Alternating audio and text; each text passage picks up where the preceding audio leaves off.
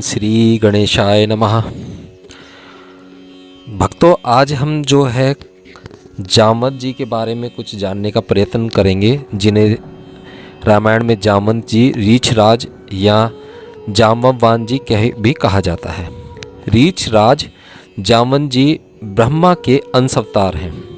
एक रूप से सृष्टि करते करते ही दूसरे रूप से भगवान की आराधना, सेवा एवं सहायता की जा सके, इसी भाव से वे जामवंत के रूप में अवतरित हुए थे। रीछराज के रूप में अवतरण होने का कारण यह था कि उन्होंने रावण को वर दे दिया था। किसने वर दिया था? ब्रह्मा जी ने, कि उसकी मृत्यु नर वानर आदि के अतिरिक्त किसी देव आदि से न हो। अब इसी रूप में रहकर राम जी की सहायता पहुंचाई जा सकती थी।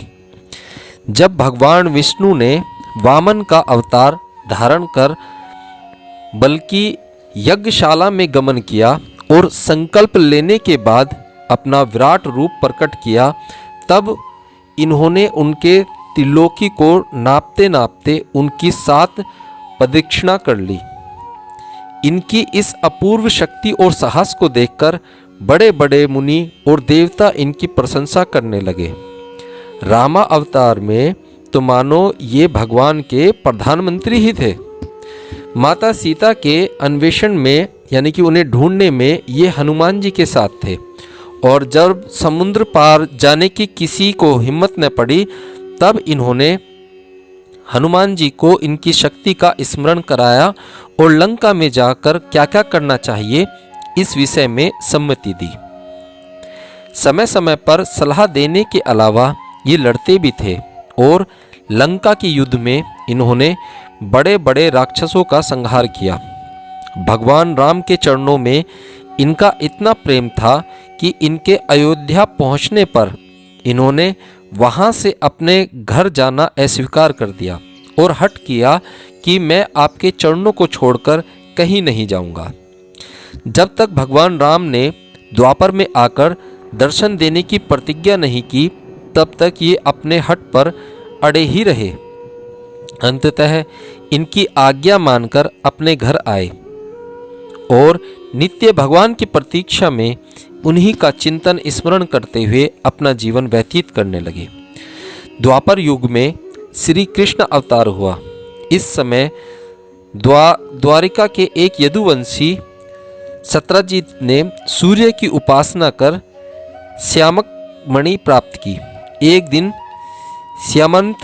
श्यामंतक मणि को पहनकर उनका छोटा भाई परसेन जंगल में गया हुआ था। वहां एक सिंह ने उसे मार डाला और मणि को छीन लिया। तत्पश्चात रीछराज जामवंत जी ने सिंह को मारकर वह मणि ले ली। इधर द्वारका में कानों कान यह बात फैलने लगी कि श्री कृष्ण इस मणि को चाहते थे। उन्होंने ही परसेन को मारकर मणि को ले लिया होगा। यह बात भगवान ने भी सुनी।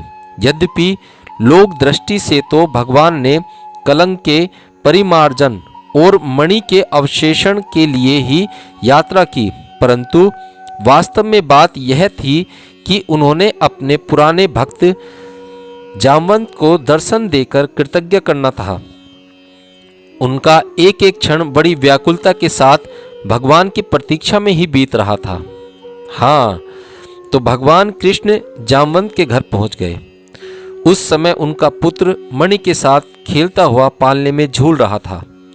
अपरिचित व्यक्ति को देखकर वह बहुत ही ज्यादा रोने लगा और मणि की ओर भगवान की दृष्टि देखकर उसकी दाई भी चिल्ला उठी। जामवंत जी आए। भगवान को इस रूप में वे नहीं पहचान सके। भगवान की कुछ ऐसी ही लीला थी। दोनों में बड़ा घमासान युद्ध हुआ। 27 दिन तक लगातार द्वंद्व युद्ध करते करते जब किसी ने भी हार नहीं मानी, तब भगवान ने एक घूंसा लगाया, जिससे तुरंत जामवंत जी का शरीर स्थिर पड़ गया और इनके मन में यह बात आई कि मेरे प्रभु के अतिरिक्त और किसी में ऐसी शक्ति नहीं है कि मुझे इस प्रकार पराजित कर सके। यह भावना उठते ही देखते हैं तो उनके सामने धनुष बाणधारी भगवान रामचंद्र जी खड़े हैं। उन्होंने अपने इष्ट देव को साष्टांग नमस्कार और उनकी स्तुति की, उनकी पूजा अर्चना की और उपहार स्वरूप उस मणि के साथ अपनी कन्या जामवंती का समर्पण कर दिया और इस प्रकार अपने जीवन और अपने सर्वस्व को भगवान के चरणों में चढ़ाकर जीवन का सच्चा लाभ लिया। वास्तव में प्रभु के चरणों में समर्पित हो जाना ही इस जीवन का परम और चरम लक्ष्य है। जय राधे।